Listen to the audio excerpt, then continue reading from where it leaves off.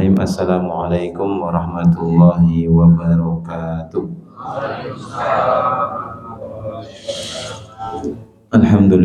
Alhamdulillahilladzi bi ni'matihi tatimmus shalihat.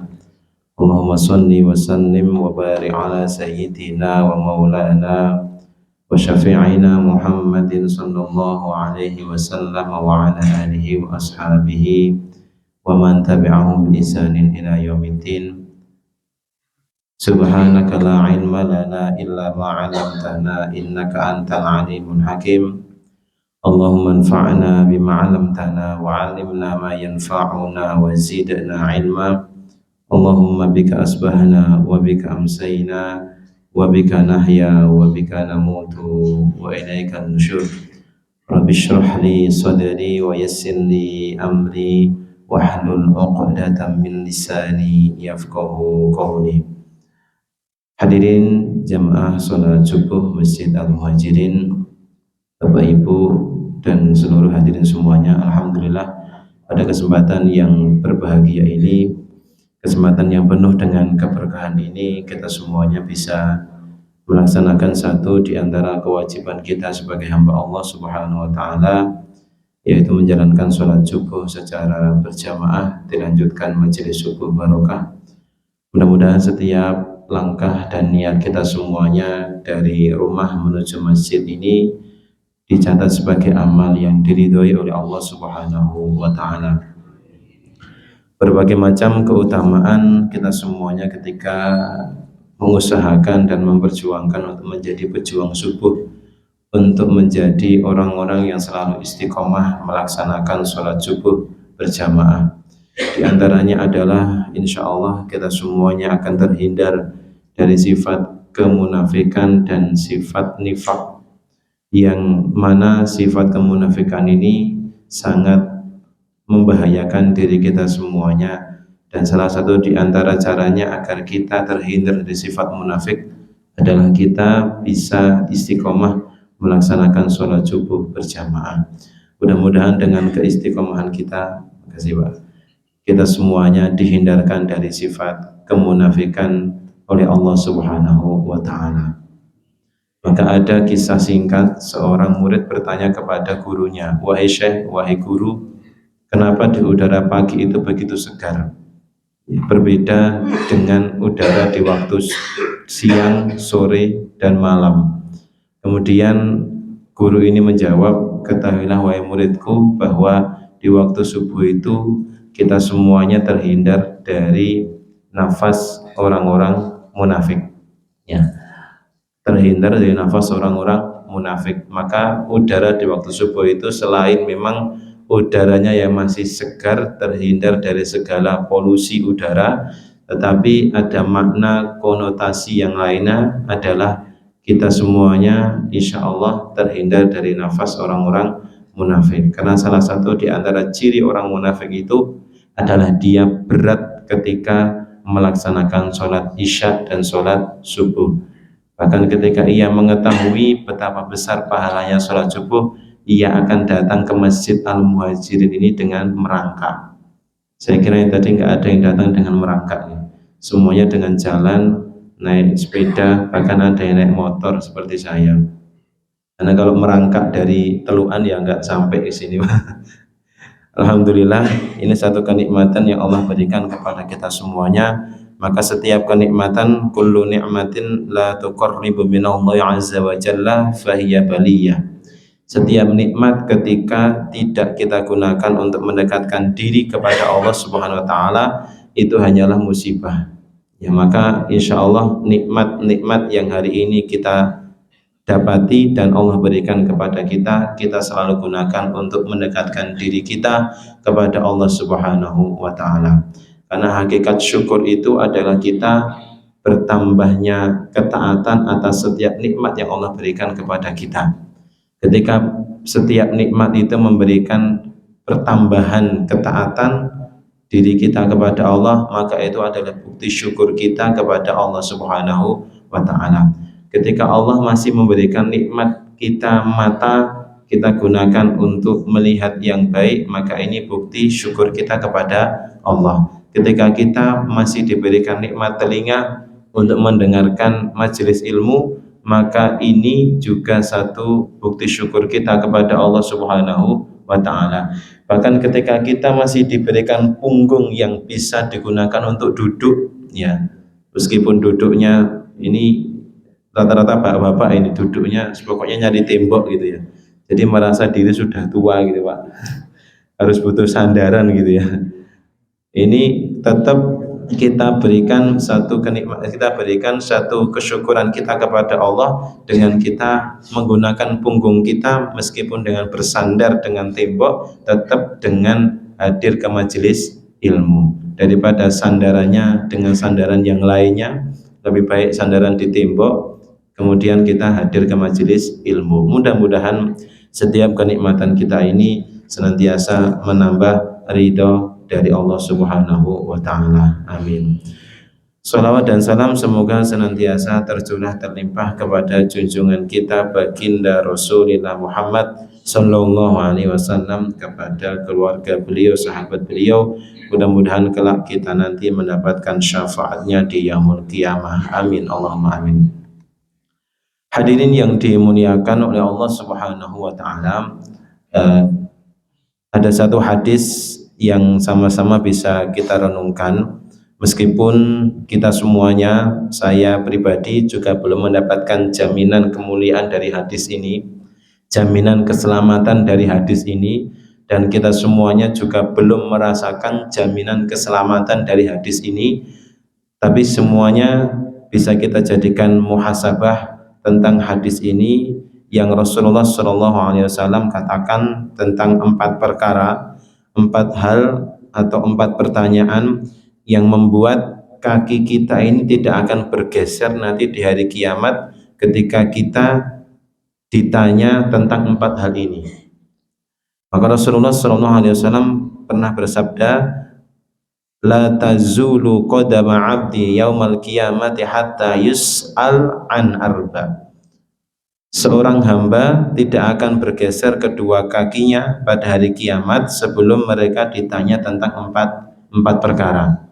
Jadi kita semuanya nanti ketika di hari akhirat, hari kiamat, tidak akan bergeser kaki kita, langkah kita, sampai kita kemudian ditanya oleh Allah Subhanahu wa taala tentang 4 perkara ini. Ya. Yang pertama adalah an umrihi fi ma'afna. Pertanyaan yang pertama adalah tentang umurnya, untuk apa ia habiskan. Kemudian yang kedua, wa an syababihi fi ma'ablah. Yang kedua adalah tentang masa mudanya, untuk apa ia gunakan. Kemudian yang ketiga, wa an malihi min aina iktasabahu wa fima anfaqahu. Tentang hartanya, tentang malnya, dari mana ia peroleh dan kemana ia akan dibelanjakan. Dan yang keempat, yang terakhir adalah wa an ilmihi madza amila bihi, dan tentang ilmunya bagaimana ia mengamalkannya. Hadis ini sahih riwayat At-Tirmidzi. Bapak Ibu yang dimuliakan oleh Allah Subhanahu wa taala, hadis ini bisa kita sama-sama jadikan muhasabah, meskipun saya pribadi dan kita semuanya juga belum mendapatkan jaminan keselamatan dari 4 pertanyaan ini. Tapi insya Allah ini bisa kita jadikan renungan bersama bahwa hidup kita ini nanti yang hanya sekedar, kalau kata orang Jawa, ini urip mung mampir ngombe, ya, buatan ngombe-ngombe loh Pak, tapi mampir ngombe. Mungkin nek dipelesetkan, ada orang yang bermaksiat minum khamr, jawabannya kenapa kamu ngombe? Nah katanya urip memampir ngombe, ngombe ini malah ngombe ciu dan lain sebagainya. Maka saya kok ketika datang dan 2017 saya di Teluan Pak sampai hari ini, sampai saya itu masih bertanya-tanya kenapa jalan di Teluan itu namanya jalan ciu, ya apakah nggak bisa diganti gitu loh Pak, seolah-olah orang yang berada di jalan itu sampai ngombaan itu gayanya ngombe ciu. Mau diganti jalan Darussalam atau jalan Kiai Haji siapa gitu ya Pak ya, kayaknya nggak bisa diganti ya Pak ya. Ya itu mungkin menggantinya agak butuh perjuangan itu Pak, karena mungkin di daerah Ngombaan sana, ya di sana ada pabrik, pabrik Jiu, yang mungkin penggunaannya bukan hanya untuk diminum, tapi mungkin dimanfaatkan untuk yang lainnya. Nah, Bapak Ibu yang dimuliakan oleh Allah Subhanahu wa taala, kita kupas pertanyaan yang pertama adalah tentang umur. Untuk apa kita menghabiskannya? Bahwa setiap detik umur kita ini adalah amanah yang Allah berikan kepada kita, Bapak Ibu semuanya. Maka beruntung kita semuanya menjadi umat Rasulullah SAW, meskipun dengan usia yang umur yang tidak panjang, yang hanya singkat, bukan sebagaimana umat Nabi yang lainnya yang diberikan usia yang panjang. Kalau umatnya Nabi Nuh niku, bahkan Nabi Nuh sendiri nggih, Nabi Nuh sendiri itu ketika berdakwah itu usianya 950 tahun. Dakwahnya Nabi Nuh saja. Jadi Nabi Nuh itu berdakwahnya Pak selama 950 tahun, 1000 kirang 50 tahun. Itu dakwahnya saja. Ya. Dan Nabi Nuh dalam berdakwah selama itu tidak banyak yang mengikuti. Ya. Karena beliau ketika berdakwah itu ada kaumnya itu nggak mau mendengar, ya, menutup telinganya, menutup matanya dengan bajunya, menghindar dari Nabi Nuh alaihi salam. Ya, kalau sekarang kan tidak ada yang seperti itu.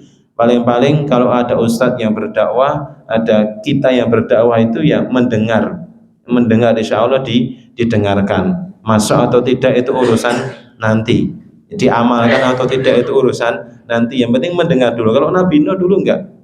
Maka kita sebagai umat Rasulullah SAW bersyukur meskipun diberikan usia yang terbatas, yang kata Rasulullah usia umat beliau itu a'maru ummati baina sittina wa sab'ina sanah. Umur umatku nanti kata Rasulullah paling hanya sekitar 60 sampai 70 tahun saja. Ya, ini umur umatnya Rasulullah SAW. Maka banyak di antara kita yang sudah meninggalkan dunia ini di usia 60 sampai 70 tahun saja. Kalau kata orang Jawa, 60 itu bahasa Jawanya sewidak. Sewidak niku pun wancine tindak. Ya, pun wancine tidak, nah ini wancine tidak. Nek langkung santune wancine tindak ngoten nggih Pak. Ya, 60 sampai 70 tahun. Ya, itu umur umatnya Rasulullah SAW. Tetapi meskipun usia kita itu terbatas, kita diberikan karunia oleh Allah sebagai umatnya Rasulullah SAW. Ketika kita umurnya terbatas, kita diberikan karunia oleh Allah pahala yang tanpa batas. Artinya banyak keutamaan kita sebagai umat Rasulullah itu mengamalkan sebuah amalan yang mana di sana banyak sekali fadilah-fadilah amal, keutamaan-keutamaan dalam beramal. Contohnya ketika kita sholat subuh, kemudian kita dilanjutkan majelis subuh barokah sampai syuruk misalkan, kemudian kita syuruk kemudian sholat misalkan, ya, kita pernah sholat seperti itu, kita pernah mengamalkan seperti itu, maka kita mendapatkan pahala seperti umroh, bahkan seperti haji. Ini tidak diberikan kepada umat-umat yang lain, tapi ini diberikan kepada umat Rasulullah SAW. Kita diberikan suatu amalan namanya puasa Arafah, puasa sehari saja, tetapi fadilahnya bisa menghapuskan dosa kita setahun yang lalu dan setahun yang akan datang. Ini keutamaan kita sebagai umat Rasulullah SAW yang mana tidak diberikan kepada umat yang lainnya. Maka perkara usia ini, meskipun kita sebagai umat Rasulullah diberikan usia yang terbatas, kita insya Allah diberikan pahala yang tanpa batas. Maka usia ini kalau kata orang, usia itu hanya angka Pak. Ya, yang penting amal kebaikannya, yang penting amal solehnya, Yang penting jasa-jasa kebaikannya kepada orang lain, kemanfaatannya kepada orang lain benar.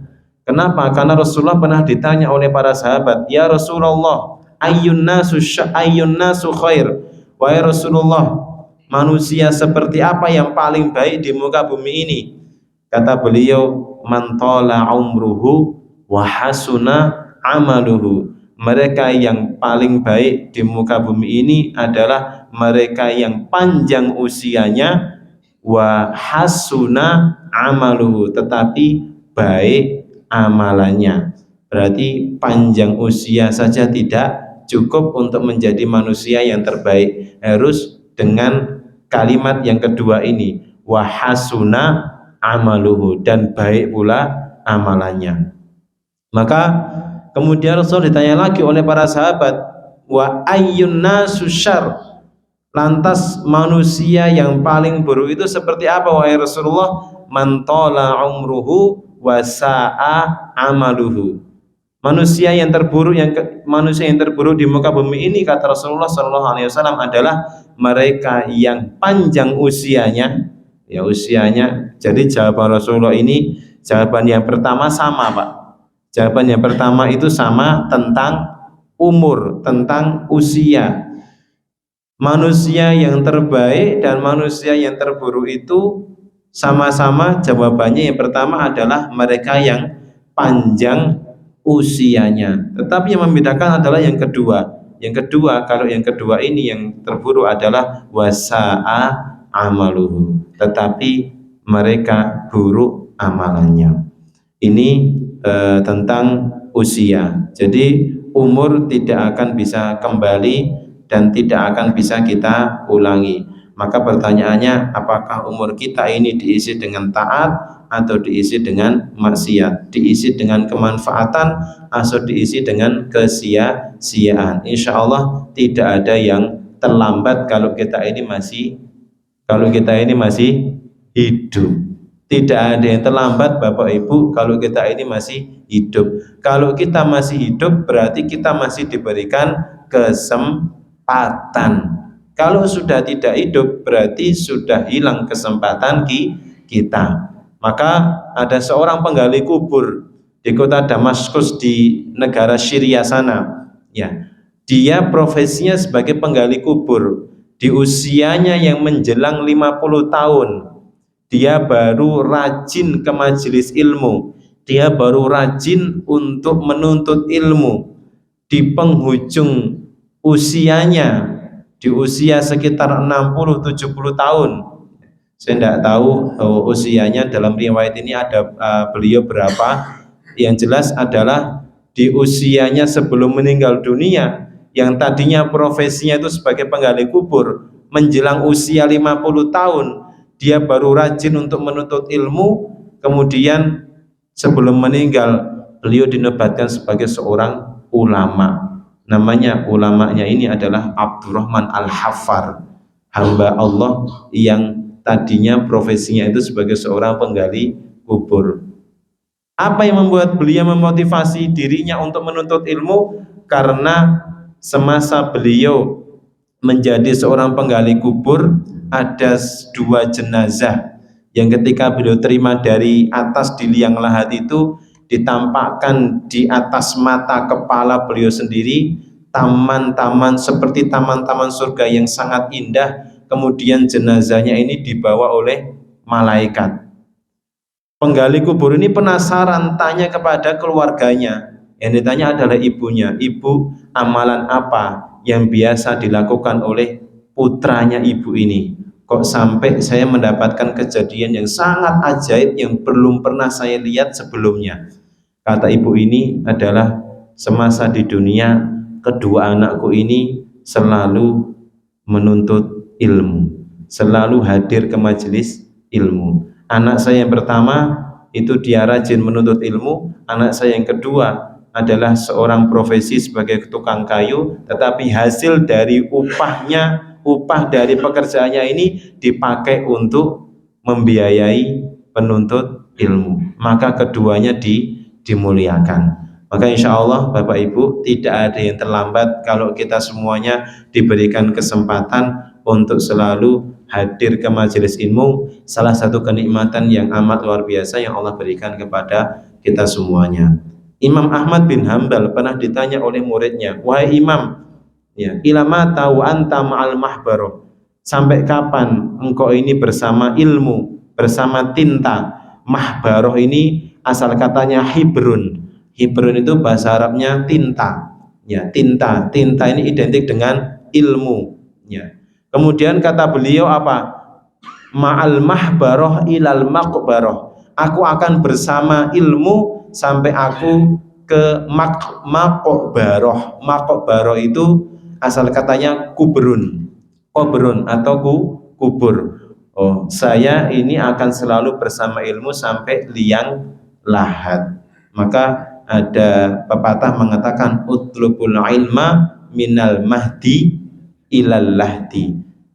Carilah ilmu di masa usia kita ini dari buayan sampai kita ke liang lahat. Bapak Ibu yang dimuliakan oleh Allah Subhanahu wa taala, mudah-mudahan kita bisa memanfaatkan sisa-sisa usia kita ini yang sudah, ini lansia nama belum ini Pak kalau kita Pak? Iya, belum ya, belum. Nek yang di depan saya ini belum, insya Allah masih masa muda. Ya, apalagi yang di belakangnya Ustadz Mazida ini masih muda ini. dulu. Ya, tapi ya apa namanya, alarm lansia ini sudah banyak kita Pak. Pertama, kulit sudah mulai keriput, rambut sudah mulai beruban gitu ya Pak. Ya, jadi ini masa-masa apa namanya sudah tidak lagi muda. Kemudian pertanyaan yang kedua, ya ini pertanyaan yang kedua untuk masa muda, ya. Kata Rasulullah Sallallahu Alaihi Wasallam, wa an syababihi fi ma'ablah. Pertanyaan yang kedua adalah, dan masa mudamu untuk apa digunakan? Ya. Masa muda kita untuk apa digunakan? Ada 3 fase kita Pak di ketika hidup ini, ya. Dalam satu ayat, ya, Allah Subhanahu wa taala mengatakan, dan aku menciptakan manusia ini pertama dalam keadaan lemah, min du'fin, ya. Summa ja'ala min ba'di du'fin quwwah, dan kami jadikan setelah lemah itu menjadi kuat. Setelah kuat kami jadikan menjadi lemah lagi. Ya. Jadi dulu bayi, ya, kemudian setelah bayi dewasa, nanti kalau dewasa ada saatnya kita seperti bayi lagi, ya, seperti bayi lagi, ya. Yang kemudian lebih mungkin kalau bayi tua itu menyenangkan atau menyusahkan Pak? Menyenangkan bagi orang-orang yang beriman. Kalau orang yang tidak beriman, mengurusi bayi tua itu sesuatu yang menyusahkan. Akhirnya kemudian dititipkan di panti jompo. Ya, kalau kita orang beriman mengurusi bayi tua atau orang tua kita yang sudah lanjut usia itu sesuatu yang apa namanya nikmat sekali. Kalau kita orang yang beriman, meskipun ya satu ibu bisa mengurusi 10 anak, 10 anak belum tentu bisa mengurusi satu ibu, ya, belum tentu bisa, karena satu ibu berharap 10 anak tentang masa depannya, ya, tapi 10 anak itu, ya, kalau orang yang tidak beriman, ya, orang yang tidak beriman tidak berharap masa depannya orang tua yang sudah lanjut usia itu. Padahal orang yang beriman semestinya berharapnya itu justru masa yang jauh lebih depannya setelah di dunia ini. Insya Allah barang siapa yang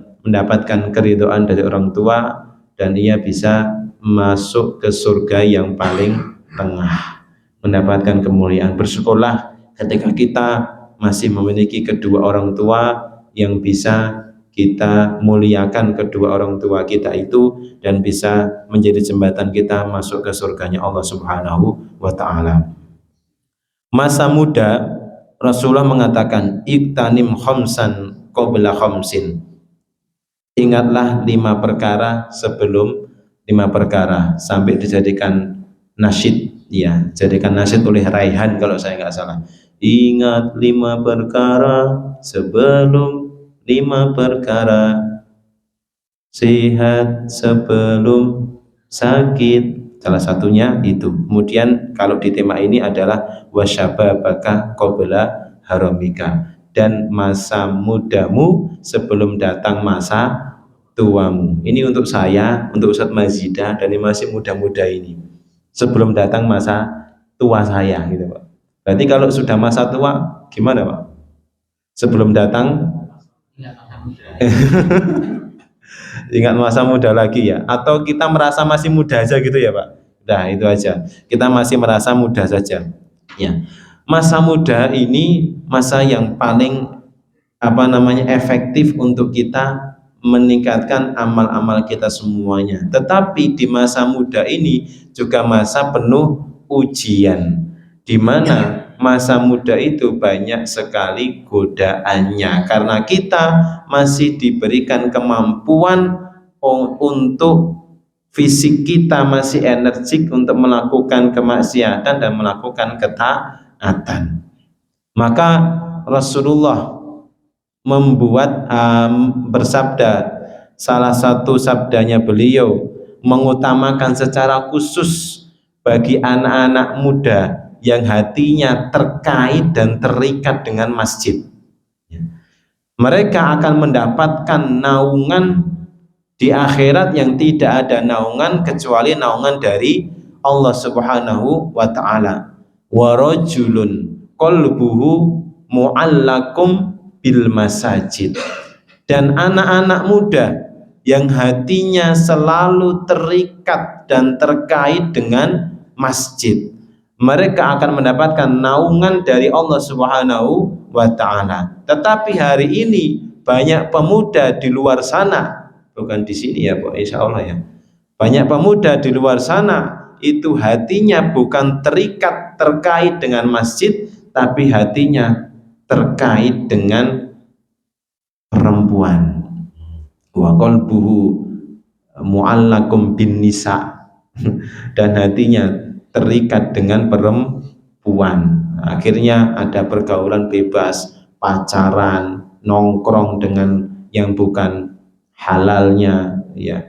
Kalau kita ke Solo Baru itu loh Pak, ke Pandowo, ke sekitar Bundaran Pandowo itu ya, itu tidak tahu pasangan sudah halal atau non halal, atau non halal kayak makanan aja, pasangan yang sudah halal atau belum. Nah itu kita dapati banyak pemuda ujiannya di situ. Maka beruntunglah kita semuanya yang masih memanfaatkan masa muda kita dengan ketaatan kepada Allah Subhanahu wa taala. Karena masa muda adalah modal untuk kita ibadah, modal untuk kita belajar, modal untuk kita berdakwah dan melakukan aktivitas yang baik lainnya. Kemudian Bapak Ibu yang dimuliakan oleh Allah Subhanahu wa taala, pertanyaan yang ketiga adalah tentang harta. Wa an malihi min aina iktasabahu wa fima anfaqahu, dan dengan harta itu dari mana ia dan untuk apa. Ada dua hal ini. Yang pertama adalah dari mana kita peroleh harta itu, halalkah atau haramkah, apakah dengan cara yang jujur ataukah dengan cara yang sebaliknya ya. Perkara harta yang kita dapatkan dari yang halal ini sangat memberikan keberkahan untuk kita semuanya, bahkan keluarga kita. Perkara makanan ya, makanan juga merupakan harta yang kita selalu pastikan kehalalannya, juga insya Allah akan memberikan keberkahan untuk kita dan keluarga kita. Kita ingat salah satu kisah yang sangat luar biasa yang dialami oleh sahabat yang mulia, sahabat yang terdekat dengan Rasulullah SAW, yaitu sahabat Abu Bakar As-Siddiq. Beliau suatu hari diberikan makanan oleh majikan, oleh pembantunya, Biasanya ketika diberikan makanan oleh pembantunya, ini Sayyidina Abu Bakar As-Siddiq ini selalu bertanya, dari mana ini makanannya? Tapi qadarullah ini tidak ditanya. Ketika sudah dimakan, kemudian barulah Sayyidina Ali ini memasukkan satu telunjuk jarinya ke dalam mulutnya agar apa? Agar makanan yang baru saja ditelan itu keluar dari tenggorokan dan mulutnya. Karena beliau khawatir makanan ini belum jelas kehalalannya, belum jelas halal atau haramnya. Karena ternyata makanan ini didapatkan dari ketika pembantunya ini masih bekerja, ya masih bekerja sebagai, kalau kita kenal sebagai seorang dukun, ya di mana suatu hari ia ketika mengobati seorang pasien, ya pasien datang kepada beliau itu beliau belum diberikan upah, dan upahnya baru diberikan hari itu berupa makanan. Makanannya kemudian diberikan kepada Sayyidina Abu Bakar As-Siddiq. Beliau tidak tahu. Akhirnya ketika tahu dan ketika mengetahui hal itu, beliau kemudian memasukkan telunjuk jarinya ini ke dalam tenggorokannya agar makanannya itu keluar. Sangat hati-hati sekali dengan perkara yang haram. Maka kalau kita, Bapak Ibu, kalau kita pergi safar kemana, mampir ke warung, hati-hati, pastikan warung itu halal, jangan asal makan. Karena mungkin kalau kita tidak tahu tidak berdosa, tapi kalau kita tahu, maka itu akan membuat kurangnya keberkahan di dalam diri kita dan keluarga kita semuanya atas makanan yang kita peroleh. Bapak Ibu yang dimuliakan oleh Allah Subhanahu wa taala, perkara harta ini dari mana kita peroleh dan kemana kita belanjakan, untuk apa? Harta yang kita peroleh itu untuk kebaikankah atau untuk kemaksiatankah, untuk menolong orang yang lemahkah, atau dihambur-hamburkan tanpa manfaat, atau sebaliknya dipakai untuk hal-hal yang bermanfaat. Ini harta akan menolong kita ketika kita memakainya untuk kemanfaatan agama ini. Maka Bapak Ibu yang dimuliakan oleh Allah Subhanahu wa taala, semoga kita semuanya bisa memanfaatkan harta kita untuk hal-hal yang baik dan manfaat untuk agama kita. Amin Allahumma amin. Yang terakhir pertanyaan yang keempat adalah tentang wa an ilmihi madza amila bihi, dan tentang ilmu, apakah sudah kita amalkan, dari mana juga ilmu itu kita dapatkan. Pertanyaan yang keempat ini tentang ilmu, apakah diamalkan atau tidak. Karena ilmu yang tidak diamalkan padahal kita sudah mengetahuinya, ini akan membuat kita tidak mendapatkan keberkahan dan keridhaan dari Allah Subhanahu wa taala. Dan hari ini kita semuanya didekatkan dengan ilmu terus, Pak. Kalau kita dekat dengan ilmu itu insya Allah dekat dengan surga. Ya, hadisnya yang sudah kita sama-sama hafalkan. Man salaka thoriqan yaltamisu fihi ilman, barang siapa yang menempuh jalan menuju ilmu, kemudian menuju majelis ilmu, sahalallahu bihi thoriqan ilal jannah, Allah akan mudahkan jalan kita menuju ke surganya Allah Subhanahu wa taala. Ternyata para ulama ini menyepakati hadis ini bukan hanya memudahkan jalan seseorang menuju ke surganya Allah, tetapi hadis ini menjadi ukuran jauh dan dekatnya kita dengan surga. Kalau kita dekat dengan majelis ilmu, dekat dengan ilmu, selalu hadir ke majelis ilmu, insya Allah jarak kita dengan surga ini dekat. Tapi sebaliknya, kalau kita jauh dari ilmu, jauh dari majelis ilmu, jauh pula jarak kita dengan surga. Maka dengan ilmu yang kita dapatkan, untuk apa ilmu kita itu? Bermanfaatkah atau justru tidak bermanfaat? Seorang ibu-ibu yang sudah tahu ilmunya bahwa ketika di rumah melayani seorang suami itu merupakan satu kemuliaan yang luar biasa. Bahkan seorang suami ketika suami ridho kepada ibu, kepada istrinya, maka seorang istri ini akan masuk surga. Ya, pintu surga terbuka luas dan lebar sekali bagi seorang wanita ketika ia bisa menjaga sholatnya, menjaga kehormatannya, berpuasa di bulan Ramadan dan taat kepada suaminya. Ya. Dari pintu manapun mau masuk surga, Bu, jenengan angsal, jenengan boleh dari pintu manapun mau masuk surga dengan 4 perkara itu saja, Bu. Yang pertama apa tadi, Bu? Menjaga sholat. Yang kedua, menjaga puasa. Yang ketiga, menjaga kehormatan. Yang keempat, taat kepada suami. Pertanyaan saya, Bu, yang paling mudah yang mana ini, Bu? Semuanya mudah. Semuanya mudah. Kalau yang paling sulit yang mana, Bu? Yang terakhir. Yang terakhir, Pak, yang paling sulit, Pak. Taat kepada suami. Gitu ya, Pak ya? Pak, nggih.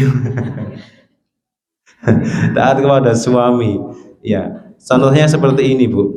Taat kepada suami. Ya, ketika suami memerintahkan sesuatu, ketika itu bukan sesuatu hal yang maksiat, maka kita menaatinya. Berat memang karena hadiahnya surga. Berat memang karena hadiahnya surga. Maka salah satu istri yang baik juga adalah ketika suaminya mau makan, ya dilayani makannya. Dilayani toh, Bu? Dilayaninya jangan seperti melayani makhluk yang lain. Karena beberapa ibu-ibu itu kalau melayani suami makan biasanya hanya mengambilkan saja, terus ya Pak, niku Pak, silakan dimakan ini, ibunya pergi. Ya. Lebih baiknya itu, Bu, kalau melayani suami ketika makan agar bertambah keberkahan, itu kita melayani suami ketika makan, diambilkan makan, dimakan bersama atau mendampingi suami makan. Kalau tidak ada pekerjaan yang lain. Jadi kita nggak seperti memberi makan siapa, Pak? Kucing. Nggak seperti memberi makan kucing. Ya, iya, nggak seperti memberi makan kucing. Karena ada, Pak, ada keberkahan ketika kita makan bersama keluarga. Ya. Bahkan persoalan keluarga bisa selesai di meja makan ketika keluarga itu selalu makan bersama. Tetapi hari ini banyak keluarga di luar sana, di sini insya Allah saya khusnudzon boten. Ya. Itu makanya sendiri-sendiri. Makanya sendiri-sendiri di waktu yang berbeda-beda. Ya, bahkan ibu hanya nyuruh suaminya untuk, Pak, kalau mau makan ambil di Magicom, itu sayurnya ada di situ, sendoknya ambil sendiri, kalau kurang asin ambil garam sendiri.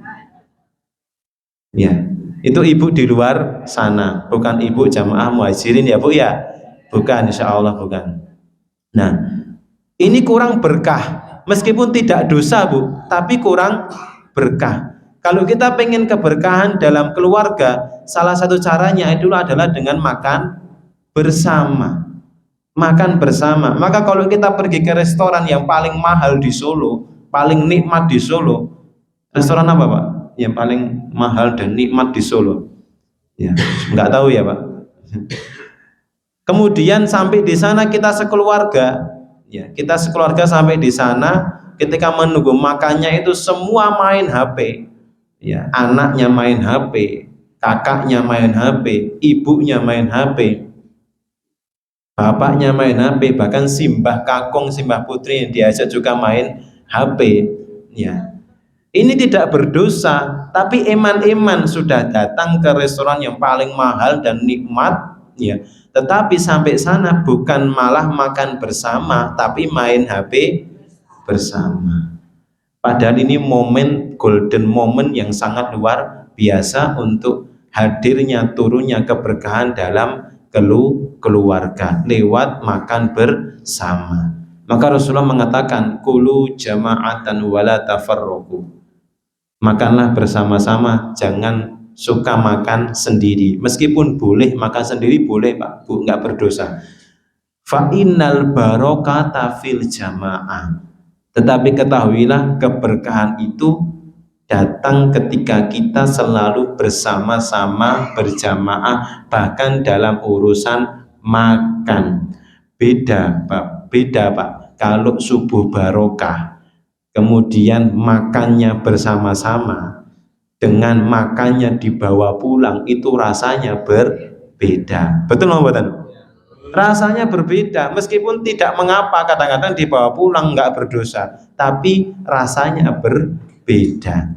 Akan lebih barokah ketika makan bersama. Tapi nanti saya pamit buatan makan bersama. Sudah pamit sama Pak Jumadi ya Pak. Nanti pamit buatan makan bersama. Iya. Rasanya berbeda, dan ini saya rasakan Pak. Ada beberapa masjid yang ketika subuh barokah itu Pak, subuh barokah itu masjid itu mengadakan subuh barokah itu, kemudian setiap subuh barokah itu selalunya makanannya berupa nasi bungkus kotak di kotak itu kemudian dibawa pulang. Itu eman-eman padahal sudah mengadakan subuh barokah, dan pelengkap keberkahan itu adalah dengan makan bersama. Di situ ada ngobrol, bercanda, tawa dan sebagainya, cerita dan sebagainya. Itu ketika makan bersama, yang tidak didapatkan ketika makan sendiri-sendiri. Kita kalau datang ke restoran sendiri saja, ya, nikmat nama mboten? Mboten nikmat, tidak ada rasa berkahnya itu Pak. Maka anak-anak pondok itu, kalau saya dulu pernah mondok 6 tahun di Klaten, lanjut 2 tahun di Baitul Hikmah, sampai hari ini di Baitul Hikmah, itu makannya itu sederhana terus di pondok dulu Pak. Dulu makan paling nikmat itu ayam kemudian telur, satu butir telurnya saja itu dibagi 6. Itu saya dulu Pak, tahun 2006 dulu. Kalau sekarang kan insya Allah nggak seperti itu.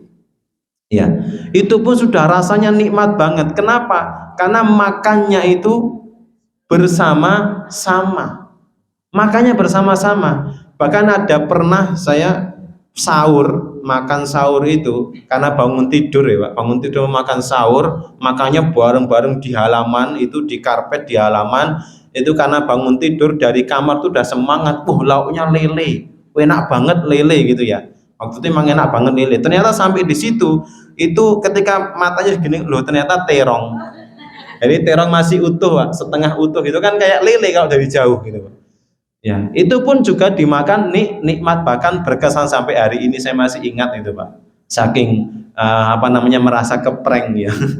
Merasa kepreng yang tadinya taunya lele sudah semangat datang ke tempat itu ya, lari bahkan itu, sampai di situ ternyata setelah dikucek-kucek matanya lauknya ternyata terong gitu. Dan itu nikmat sekali ketika makannya bersama-sama. Maka Bapak Ibu yang dimuliakan oleh Allah Subhanahu wa taala, kembali ke yang terakhir ini, ketika kita sudah mendapatkan ilmu, maka mudah-mudahan kita dimudahkan oleh Allah Subhanahu wa taala untuk memanfaatkan ilmu kita ini ke hal-hal yang bermanfaat, sehingga ketika kita sama-sama sudah meninggal dunia, 3 hal yang tidak akan pernah terputus adalah salah satunya ilmu yang bermanfaat, au ilmin yuntafa'u bih.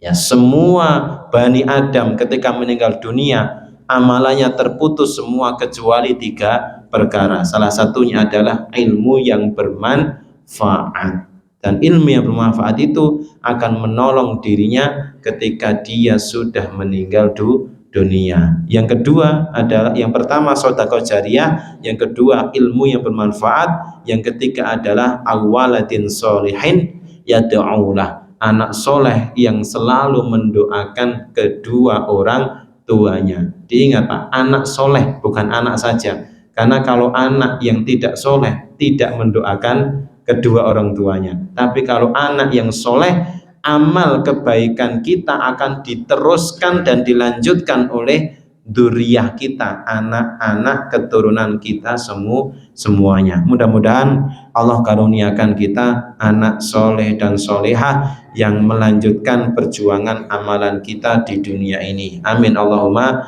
amin. Mohon maaf Bapak Ibu, mungkin demikian yang dapat kami sampaikan. Kurang dan lebihnya mohon dimaafkan. Kita tutup dengan membaca doa kafaratul majlis. Subhanakallahumma wa bihamdika asyhadu an la ilaha illa anta astaghfiruka wa atubu ilaik. Wa akhiru da'wana alhamdulillahi rabbil alamin. Wassalamu alaikum warahmatullahi wabarakatuh.